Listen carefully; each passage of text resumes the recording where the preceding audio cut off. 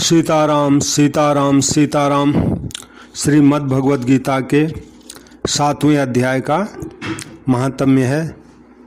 तो 7वें अध्याय का जो महात्म्य है, 7वें अध्याय के 2 श्लोकों का पहले मैं पाठ कर रहा हूँ।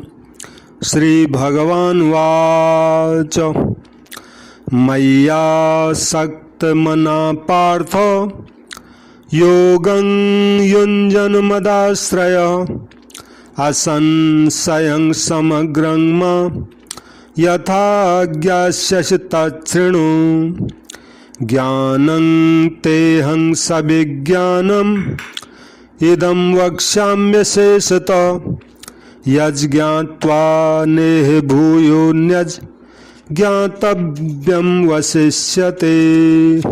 तो सब कथा सुनने वालों से मेरी प्रार्थना है, जो भी इस कथा को सुन रहे हैं वो मेरे इस चैनल को सब्सक्राइब करें। आगे घंटी का बटन आता है, उसको भी दबा दें और कथा को लाइक करें और इसका अधिक से अधिक लोगों में प्रचार हो ताकि लोगों में अच्छी भावना बढ़े। तो इस कथा को शेयर करें और कुछ आपका सुझाव हो तो कमेंट में लिख दें। एक संतों के दोहे का मैं पहले पाठ कर रहा हूँ।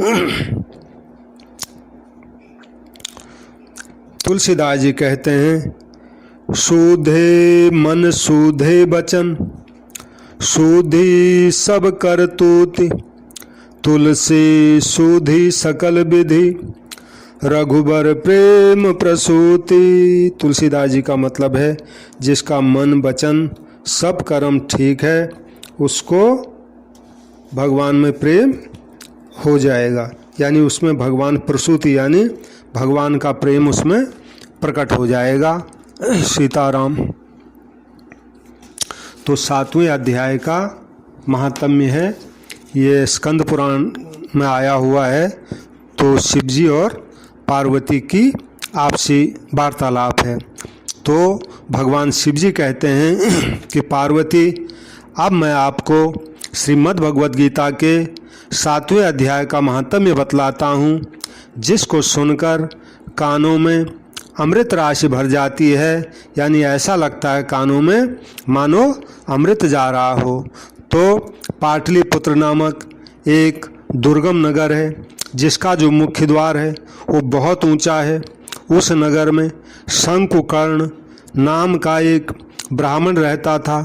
उसने वैश्यवृत्ति का आश्रय लेकर बहुत धन कमाया, किंतु उसने न तो कभी अपने पितरों का तर्पण किया और न ही देवताओं का पूजन किया। वह रात दिन धन कमाने में ही तत्पर होकर लगा रहता था और राजाओं को ही भोजन कराया करता था।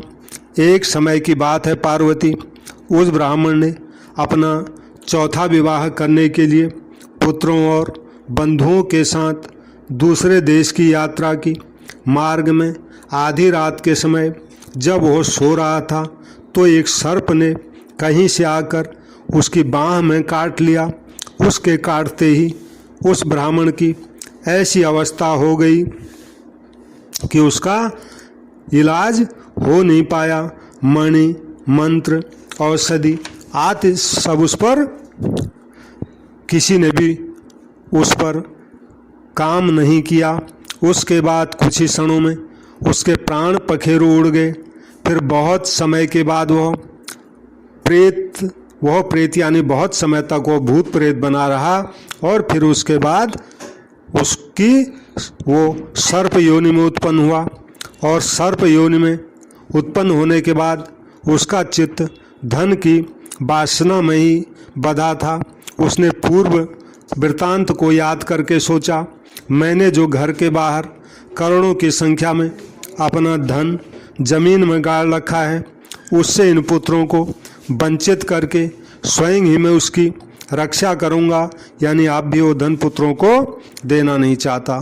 तो एक दिन सांप की योनि से पीड़ित होकर पिता ने स्वप्न में अपने पुत्रों के समक्ष आकर अपना मनोभाव बताया। तब उसके निरंकुश पुत्रों ने सवेरे उठकर बड़े विस्मय के साथ एक दूसरे से स्वप्न की बात कही। उनमें से जो मझला पुत्र था वह कुदाल हाथ में लिए घर से निकला और जहाँ उसके पिता सर्प योनि धारण करके रहते थे उसी स्थान पर गया।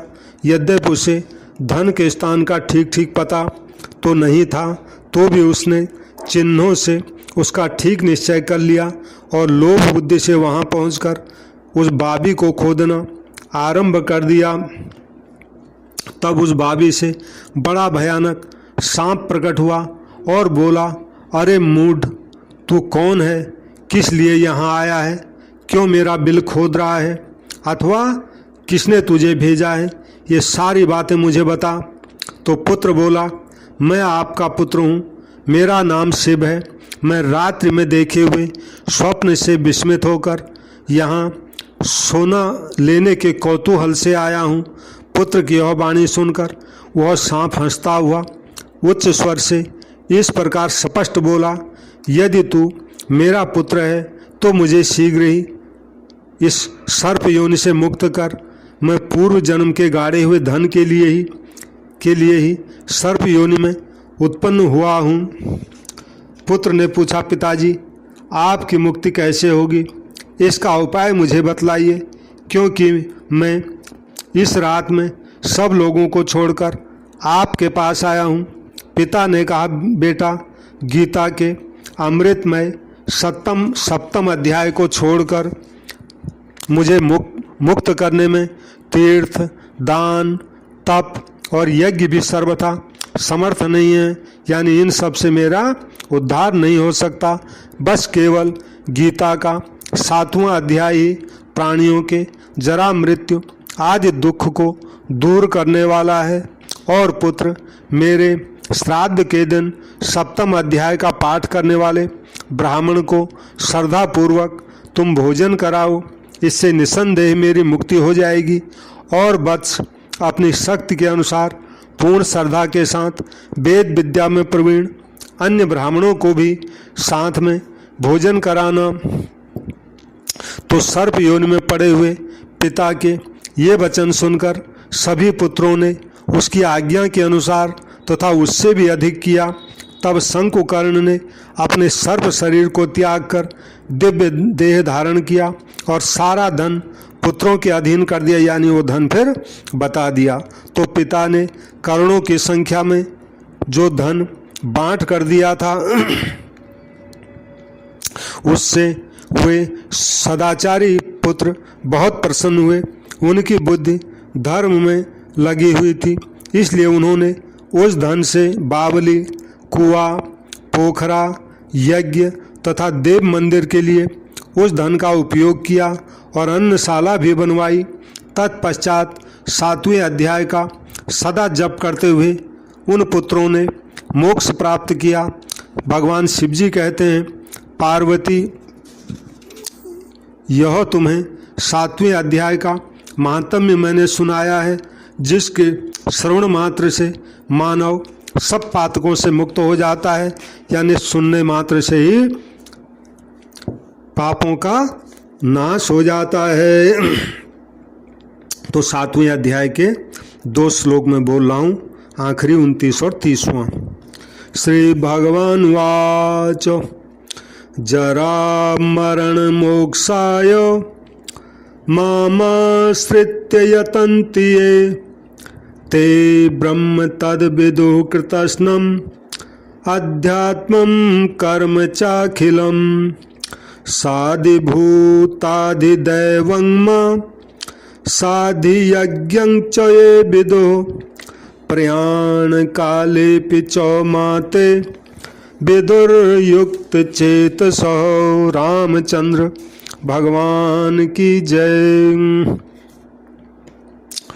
तुलसीदास जी का एक दोहा है, हरन अमंगल अग अखिल करन सकल कल्याण, राम नाम नित कहत हर गावत वेद पुराण। तुलसीदास जी कहते हैं, वेद पुराण ऐसा कहते हैं कि शिव जी निरंतर राम नाम ही कहते रहते हैं और वे सब अमंगलों और पापों को हर लेते हैं और सब कल्याण कर देते हैं।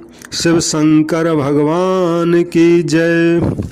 तो सबसे पुनः विनती है, जो भी इस कथा को सुन रहे हों, अगर आपको कथा पसंद आती हो तो कथा को लाइक करें, लोगों में इसका प्रचार हो तो इस कथा को शेयर भी करें। कोई कमेंट हो तो कमेंट भी कमेंट बॉक्स में नीचे जाके लिख दें और इस कथा को सब्सक्राइब करें। यही मेरी सबसे विनती है। सीताराम सीताराम सीताराम।